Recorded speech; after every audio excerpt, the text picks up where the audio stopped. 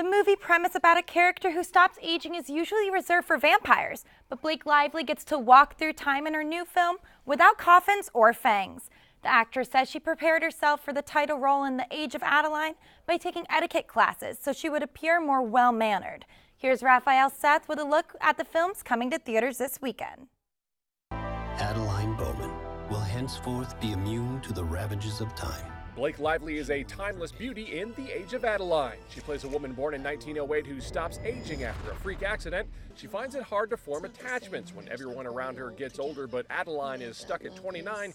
Yet a chancy romance with a young philanthropist may change everything. The Age of Adeline is rated PG-13.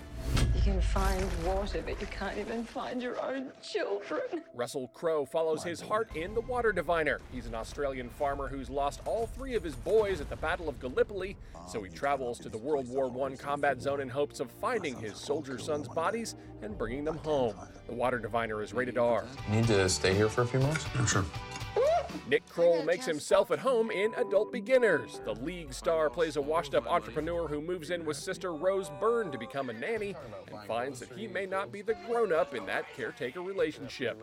Adult Beginners is rated R. I'm Kurt Cobain. Examine the life of a legend in Kurt Cobain, Montage of Heck.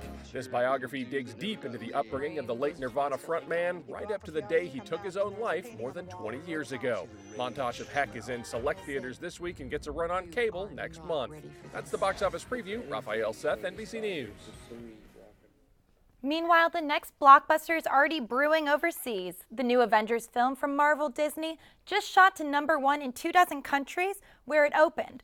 Avengers Age of Ultron will expand to more than 50% of the international market this weekend. It will be open in America on May 1st.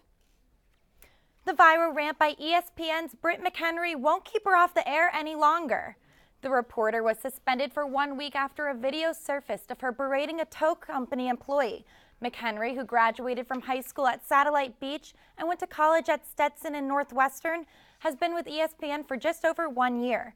Some feel the punishment was too light, but after she issued an apology, the towing company said it didn't want to see her suspended or fired. A pair of Elton John's heart-shaped glasses were stolen from a display case out of Memphis Museum. Police were called to the Rock and Soul Museum in downtown Memphis Wednesday night. The museum says the glasses were taken from a case that requires a special screwdriver to open, and the case itself wasn't damaged. Give them back, even if you have to do it anonymously. They're a treasure for the museum and a good part of Elton's history. The museum says this is the first theft in its 15-year history. The glasses were part of an exhibit marking 60 years of rock and roll. Furious 7 is #1 at the box office, driving off with another $29 million last weekend and racing toward the $300 million mark in the U.S., nearly $1 billion worldwide. So it's no surprise that the 8th Fast and Furious film will be coming your way.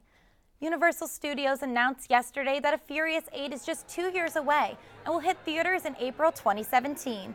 There's no word yet on which franchise veterans will return, but it looks like Vin Diesel for sure since he announced the date at an event for theater owners.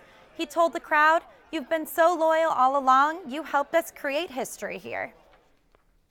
Khloe Kardashian is writing an advice book. Her publisher says the 30-year-old will talk about how people can develop strength and true beauty. Kardashian calls the book an opportunity to share her philosophies. The book is set to hit shelves in November.